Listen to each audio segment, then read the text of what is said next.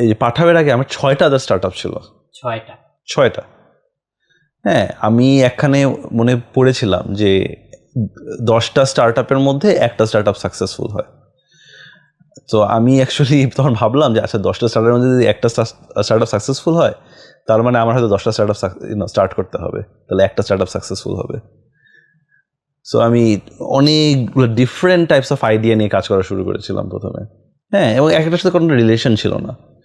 একটা ছিল হচ্ছে মিসড কল অ্যালার্ট সার্ভিস, একটা ছিল অনেকটা ইভেন্ট ব্রাইটের মতো যে টিকেটিং সার্ভিস, একটা ছিল হচ্ছে আমরা সিএনজি নিয়ে কিছু কাজ করার চেষ্টা করেছিলাম, যে যে অনেকটা উবার বাট ফর সিএনজিস।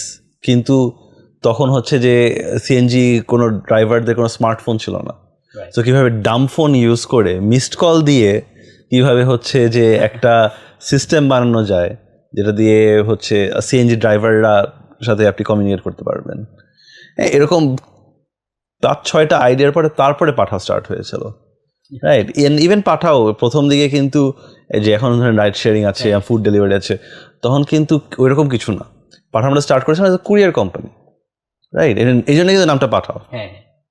হ্যাঁ, তারপরে অনেক জায়গায় এক্সপ্যান্ড করেছি।